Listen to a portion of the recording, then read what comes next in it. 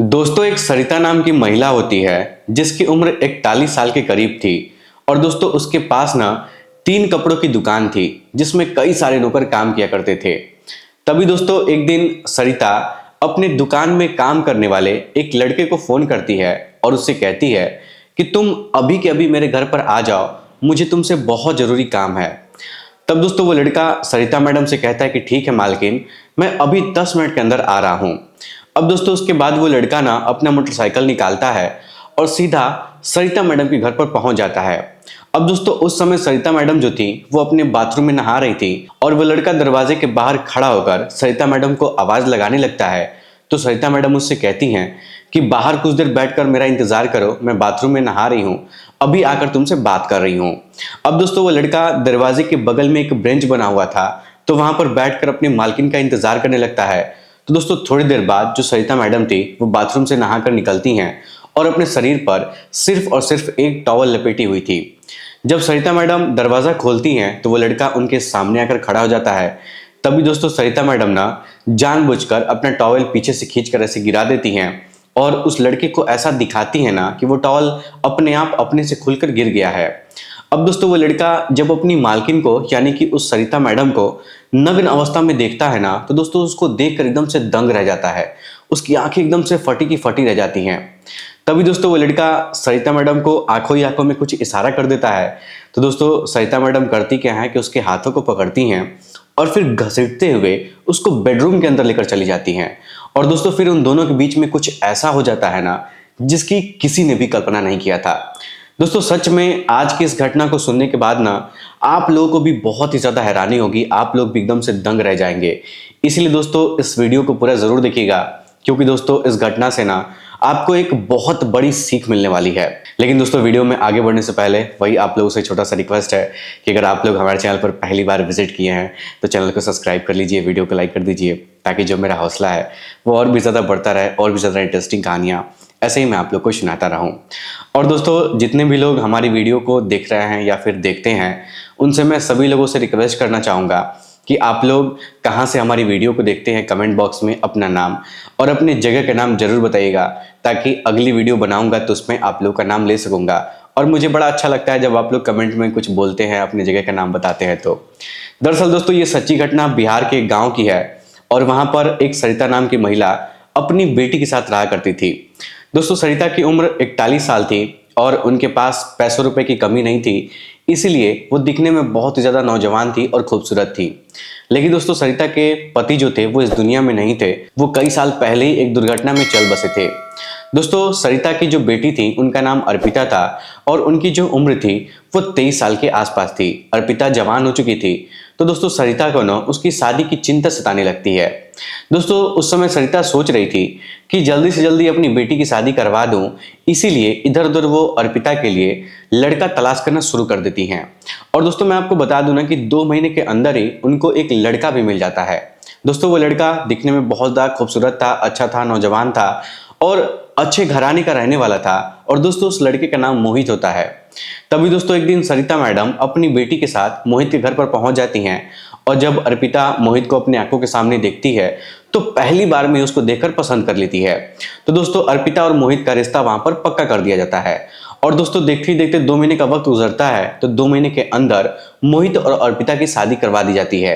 अब दोस्तों इस तरीके से अर्पिता मोहित की दुल्हन बनकर उसके घर पर रहने के लिए चली जाती है और वहां पर जाती है तो बहुत खुश होकर रहने लगती है। वहां पर उसको किसी भी चीज की कमी नहीं थी। लेकिन दोस्तों इधर सरिता घर पर अकेली पड़ जाती हैं क्योंकि दोस्तों उनके पति तो मर चुके थे और उनकी जो बेटी थी अर्पिता उनकी भी शादी हो चुकी थी। तो दोस्तों सरिता बेचारी घर पर एकदम से परेशान हो जाती थी। लेकिन दोस्तों मैं आपको बता दूं ना कि सरिता के पास 3 कपड़ों की दुकान थी और दोस्तों जो तीनों दुकान थी ना वो बहुत अच्छी खासी चलती थी, बहुत सारे नौकर उसमें काम किया करते थे। तो दोस्तों सरिता महीने में ना लाखों रुपए कमाती थी। सरिता के पास उस समय पैसे रुपए कमी नहीं थे, ऐसो आराम सब कुछ था, बस उनके साथ रहने वाला कोई नहीं था। अब दोस्तों इस तरीके से लगभग 8 महीने का वक्त गुजर जाता है तो दोस्तों सरिता को ना एकदम से अकेलापन महसूस होने लगता है और उनका जो घर था उन्हीं को काट खाने के लिए दौड़ने लगता है क्योंकि दोस्तों उस घर में ना उनके अलावा कोई रहता ही नहीं था। तभी दोस्तों सरिता सोचने लगती हैं कि उनके मन में जो भी इच्छाएं जाग रही हैं, इच्छाएं चल रही हैं, वो किसके साथ पूरा करें। दोस्तों सरिता को ना किसी मर्द की जरूरत थी, लेकिन दोस्तों उनके पास कोई मर्द था नहीं जिसके साथ वो समय बिता सके, अपनी जरूरतों को पूरा पूरा कर सके। तभी दोस्तों एक दिन शाम का समय होता है, तो सरिता मैडम सब्जी खरीदने के लिए मार्केट जाती हैं। और जब इधर उधर अच्छी सब्जियों को ढूंढने लगती हैं, अच्छी सब्जियों की तलाश करने लगती हैं, तो घूमते घूमते जाती हैं तो उनकी नजर एक लड़के पर पड़ जाती है। अब दोस्तों उस लड़के का नाम ना विकास होता है, और जो उसकी उम्र थी वो लगभग 25 साल के करीब होती है, और वो 6 फुट का हट्टा कट्टा नौजवान लड़का होता है। तो दोस्तों सरिता मैडम ना उस लड़की के पास चली जाती हैं, और विकास जब सरिता को देखता है ना तो देखकर एकदम से दंग रह जाता है, क्योंकि दोस्तों विकास अपने जीवन में आज से पहले कभी भी इतनी ज्यादा खूबसूरत औरत नहीं देखा हुआ था। दोस्तों विकास वहां पर सब्जी बेचने का काम करता था, और उसके पास थोड़ी सी सब्जी बची हुई थी क्योंकि शाम का समय था, और जो सब्जी बेचने के लिए आया था वो सब कुछ बिक चुकी थी। तभी दोस्तों सरिता उससे कहती है ना कि इन सब्जियों का क्या रेट है। तब वो सब्जियों का रेट बता देता है, तो सरिता मैडम उससे कहती हैं कि ठीक है, तुम्हारे पास ये जितनी भी सब्जियां हैं ये सब कुछ पैक कर दो। तब दोस्तों वो लड़का उन सारी सब्जियों को पैक कर देता है, और फिर सरिता उसको पैसा दे देती हैं और उससे पूछने लगती हैं कि तुम ये सब्जी बेचने का काम कब से कर रहे हो। तब दोस्तों जो विकास है ना वो सरिता मैडम से कहता है कि मैडम मेरी माँ बहुत बीमार रहती है, इसीलिए मुझे यहाँ पर मजबूरी में सब्जी बेचना पड़ता है। मेरी माँ की दवाई बहुत महंगी होती है, तो मैं यहीं से 2 महीने पर सब्जी बेच रहा हूँ, और यहीं से जो पैसा मिलता है उस पैसे से अपना खर्च चलाता हूँ, अपनी माँ का इलाज करवाता हूँ। तब दोस्तों वो सरिता मैडम उससे कहती है ना कि देखो हमारे पास तुम्हारे लिए एक बहुत अच्छा काम है। मेरे पास 3 कपड़ों की दुकान है जिसमें बहुत सारे लोग काम करते हैं।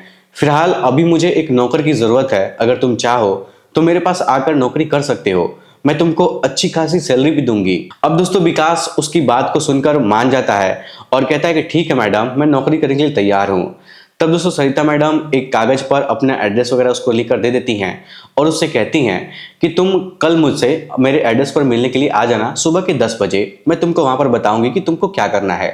इतना कहने के बाद वहां से चली जाती हैं। अब दोस्तों अगले दिन सुबह के 10 बजते हैं, तो विकास सरिता मैडम के बताए हुए एड्रेस पर पहुंच जाता है। फिर सरिता मैडम उससे मिलती हैं और उसको अपने घर के अंदर लेकर जाती हैं, और फिर वहां पर चाय पानी नाश्ता होता है, बैठकर वो लोग बहुत सारी बातें करने लगते हैं। दोस्तों सरिता मैडम उसको सैलरी के बारे में भी बताती हैं कि यहाँ पर काम करने के लिए उसको कितना पैसा वो देंगी। तो विकास वहां पर मान जाता है, काम करने के लिए तैयार हो जाता है। तभी दोस्तों सरिता मैडम ना उसके सामने एक शर्त भी रख देती हैं, और उससे कहती हैं कि तुमको मेरे ही घर पर रहकर यहाँ से काम करना होगा, तुमको अपने घर नहीं जाना होगा, क्योंकि मैं इस घर में अकेली रहती हूँ, और अगर तुम मेरे साथ यहाँ पर रहोगे तो मुझे भी अच्छा लगेगा, क्योंकि मेरा इतना बड़ा घर है और बहुत सारे इसमें कमरे भी हैं, तुम जहाँ चाहो वहाँ रह सकते हो, तुमको यहाँ पर रहने के लिए कोई दिक्कत परेशानी नहीं होगी। मैं बस इसीलिए तुमको काम पर रख रही हूँ ताकि तुम भी मेरे साथ इस घर में रह सको और तुम अपना काम कर सको, उससे ज्यादा मैं तुमको कुछ करने के लिए नहीं बोलूंगी। अब दोस्तों विकास ना उन मैडम की इस शर्त को भी मान जाता है और वहां पर काम करने के लिए तैयार हो जाता है। अब दोस्तों इस तरीके से जो विकास है वो सरिता मैडम के घर पर रहने लगता है, और वहीं से नौकरी पर अपने जाने लगता है। फिर शाम को घर पर आता था, रात को वहीं पर सो जाता था, और दोस्तों लगभग इस तरीके से देखते देखते 2 हफ्तों का वक्त गुजर जाता है। तो दोस्तों जो सरिता मैडम थी ना वो खुद को रोक नहीं पाती हैं, वो अपने आप को बर्दाश्त नहीं कर पा रही थी, क्योंकि दोस्तों जो सरिता मैडम थी ना वो विकास को वहां पर अपनी इच्छाओं को पूरा करने के लिए नौकरी पर रखी हुई थी। लेकिन दोस्तों इस बीच में खुलकर उससे बात नहीं कर पा रही थी, और विकास भी सरिता मैडम से ज्यादा बात नहीं करता था, बोलता नहीं था। लेकिन दोस्तों जो सरिता मैडम थी वो अपनी इच्छाओं को उसके साथ पूरा करना चाहती थी। तभी दोस्तों एक दिन सरिता मैडम गुस्से में अपना फोन उठाती हैं और विकास को फोन लगाकर उससे बात करती हैं और उससे कहती हैं कि तुम तुरंत मेरे घर पर अभी आ जाओ, मुझे तुमसे बहुत जरूरी काम है। तब दोस्तों विकास कहता है ना कि ठीक है मालकिन, मैं अभी कुछ देर में 10 मिनट के अंदर आ जाऊंगा। अब दोस्तों इस तरीके से ना विकास अपना मोटरसाइकिल उठाता है और ठीक 10 मिनट के अंदर अपनी मालकिन के घर पर पहुंच जाता है। अब दोस्तों उस समय ना जो सरिता मैडम थी वो बाथरूम में नहा रही थी, और जो विकास था वो घर के अंदर जब आता है तो उसको ऐसा महसूस हो जाता है कि उसकी मालकिन जो है वो बाथरूम के अंदर नहा रही हैं। तभी दोस्तों विकास आवाज लगाता है और कहता है कि मालकिन मैं आ गया हूँ, क्या बताइए, कुछ अर्जेंट काम है क्या। तब दोस्तों सरिता मैडम बाथरूम के अंदर से कहती हैं कि 2 मिनट बैठकर इंतजार करो, मैं अभी नहाकर बाहर निकल रही हूँ तो बताती हूँ। अब दोस्तों थोड़ी देर बाद ना सरिता मैडम नहा हुआ कर बाथरूम से बाहर निकलती हैं, तो अपने शरीर पर एक टॉवेल लपटी हुई थी, और जैसे ही वो विकास के सामने जाती हैं तो जानबूझकर अपना टॉवेल नीचे गिरा देती हैं, और दोस्तों उसके सामने एकदम नग्न अवस्था में हो जाती हैं। अब दोस्तों उस समय ना विकास जब अपनी मालकिन को इस अवस्था में देखता है ना तो देखकर एकदम से दंग रह जाता है, क्योंकि दोस्तों उसने आज तक इतना अच्छा शरीर किसी का कभी देखा ही नहीं था। और दोस्तों उस समय विकास खुद को रोक नहीं पा रहा था, तो आंखों ही आंखों में अपनी मालकिन को कुछ इशारा कर देता है। तो दोस्तों सरिता मैडम समझ जाती हैं कि अब वो क्या चाहता है, उसको क्या चाहिए।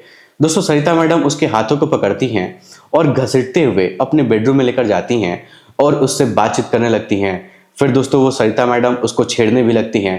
तो दोस्तों दोनों के बीच में काफ़ी देर तक कुछ होता है और फिर दोनों संबंध बना लेते हैं। अब दोस्तों सरिता मैडम और विकास का जो ये सिलसिला है ना, वो रोज का हो गया था। जब भी मौका मिलता था तो दोनों घर में अकेले होते थे और संबंध बनाए करते थे। कभी कभी तो ऐसा भी होता था कि विकास अपने मालकिन के साथ डेली डेली वक्त गुजारता था, अपना काम भी छोड़ देता था, काम पर भी नहीं जाया करता था। अब दोस्तों इस तरीके से ना पूरे 2 महीने का वक्त गुजर जाता है। तभी दोस्तों एक दिन सरिता मैडम की जो बेटी अर्पिता होती है, वो अपनी माँ के घर पर रहने के लिए 15 दिनों के लिए आ जाती है। उसके कॉलेज में कुछ काम था। अब दोस्तों सरिता मैडम अपनी बेटी को मना भी नहीं कर सकती थी, क्योंकि वो उसकी बेटी थी और शादी के बाद पहली बार वो घर पर आ रही थी।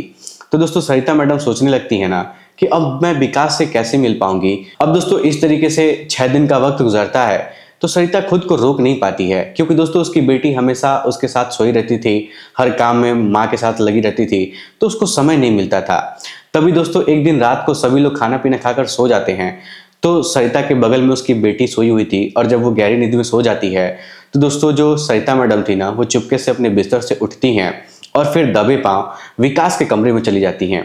और दोस्तों विकास जब अपनी मालकिन को इतनी रात को अपने कमरे में देखता है ना, तो वो भी बहुत ज्यादा खुश हो जाता है, क्योंकि वो भी कई दिनों से उनको मिस कर रहा था। अब दोस्तों इस तरीके से दोनों लोग कंबल में घुसकर संबंध वगैरह बनाने लगते हैं। तभी दोस्तों इधर अचानक से अर्पिता की नींद खुल जाती है, और जब वो अपनी माँ को अपने बगल में सोया हुआ नहीं देखती है, तो दोस्तों वो सोचती है कि रात के 2 बज रहे हैं, मेरी माँ कहाँ चली गई है। अब दोस्तों अर्पिता उठ कर ना चारों तरफ अपनी माँ को ढूंढने लगती है, और जब विकास के कमरे के पास जाती है तो अंदर से कुछ आवाजें सुनती है। और जब कान लाकर सुनती है तो उसको ऐसा एहसास हो जाता है कि अंदर उसकी माँ है विकास के कमरे में। दोस्तों अर्पिता समझ जाती है ना कि कुछ ना कुछ गड़बड़ जरूर हो रहा है अंदर, इसीलिए वो बहुत ज़्यादा गुस्सा हो जाती है। और दोस्तों गुस्से में ना वो जाकर दरवाज़ा खटखटाती है। तो दोस्तों ये दोनों लोग अंदर थे, ये दोनों लोग बहुत ज़्यादा डर जाते हैं और ये लोग सोचने लगते हैं कि इतनी रात को कौन आ गया है। तो दोस्तों सरिता जो थी ना, वो जब दरवाज़ा खोलती हैं और जब अपनी आंखों के सामने अपनी बेटी को देखती है, दोस्तों सरिता मैडम के पैरों तले जमीन खिसक जाती है। अब दोस्तों जो अर्पिता थी ना, वो अपनी माँ को देखकर भला बुरा कहने लगती है, उनको तरह तरह की बातें कहने लगती है, सुनाने लगती है। तो दोस्तों सरिता भी उसको अपनी बेटी से उल्टा सीधा बोलने लगती है, वो भी अपनी बेटी से लड़ाई झगड़ा करने लगती है, उसके ऊपर हाथ भी उठा देती है। और दोनों के बीच में लड़ाई झगड़ा इतना आगे बढ़ जाता है कि दोस्तों दोनों आपस में लड़ाई झगड़ा करते हैं, तो आसपास के लोग भी इकट्ठा हो जाते हैं और सभी लोगों को ये बात पता चल जाती है कि सरिता अपने नौकर के साथ सोई हुई थी। अब दोस्तों इस तरीके से जब सुबह सुबह होता है, तो धीरे धीरे पूरे गांव में ये बात फैल जाती है। तभी दोस्तों उन्हीं में से कोई व्यक्ति पुलिस को फोन करके बता देता है। और दोस्तों जब ये बात सरिता को पता चलती है कि ये बात पुलिस को भी पता चल चुकी है और पुलिस वाले जल्दी ही उसके घर पे आते होंगे और उसका सारा बिजनेस अब ठप हो जाएगा, बंद हो जाएगा, वो जेल में चली जाएगी। तभी दोस्तों जो सरिता है ना, वो अपनी बेटी को बैठाती है, उसको समझाती है और सरिता कहती है कि देखो बेटी, अगर मैं जेल में चली जाऊंगी तो मेरा पूरा कारोबार जो है वो ठप हो जाएगा, बंद हो जाएगा, हम लोग रोड पर आ जाएंगे। मैं उसको पसंद करती हूँ और वो मुझे पसंद करता है, इसमें तुमको कोई तकलीफ नहीं होनी चाहिए। जब तुम मेरे साथ यहाँ पर रहती थी तो मुझे किसी की ज़रूरत नहीं थी, लेकिन तुम्हारे जाने के बाद मुझे इस घर में अकेलापन सताने लगा था। मैं करती भी क्या, तुम एक काम करो, तुम मेरे साथ मिल जाओ और हम दोनों लोग मिलकर इस लड़के को फंसा देते हैं, कि यही हम लोग के साथ जबरदस्ती कर रहा था। अब दोस्तों जो अर्पिता थी ना, वो अपनी माँ की इस बात को सुनती है तो सोचती है, समझती है और सब कुछ सोच समझकर फैसला लेती है। और दोस्तों वो अपने कारोबार को बचाने के लिए, अपनी माँ को बचाने के लिए अपनी बातों में आ जाती है। और दोस्तों उसके घर पर जब पुलिस वाले आते हैं, तो दोस्तों अर्पिता पुलिस वालों से कहती है कि ये जो विकास नाम का लड़का है, ये मेरी माँ के साथ जबरदस्ती करने की कोशिश कर रहा था। अब दोस्तों पुलिस वाले ना उसकी बातों पर भरोसा कर लेते हैं और पुलिस वाले विकास को गिरफ्तार करते हैं। और फिर दोस्तों उसके ऊपर कार्रवाई होती है और छेड़खानी के मामले में उसको बंद कर दिया जाता है। दोस्तों सरिता अपनी बेटी के साथ मिलकर ना उस बेचारे गरीब लड़के को फंसा देती है। और दोस्तों वो लड़का फिलहाल अभी अपनी जिला कारागार में बंद है और पता नहीं उसके ऊपर अभी क्या क्या सजा होना बाकी है। दोस्तों इस घटना को सुनने के बाद आप लोग क्या कहना चाहेंगे, अपनी राय हमें कमेंट बॉक्स में जरूर बताइएगा। वीडियो पसंद आए तो वीडियो को लाइक, चैनल सब्सक्राइब जरूर करिएगा और दोस्तों एक चीज़ मैं आप लोगों से फिर से कहना चाहूँगा कि आप लोग कहाँ कहाँ से हमारी वीडियो देखते हैं, कमेंट बॉक्स में अपना नाम, अपनी जगह का पता हमें ज़रूर बताइएगा, ताकि अगली वीडियो में मैं आप लोग का नाम ले सकूँगा। आप लोग का बहुत बहुत धन्यवाद।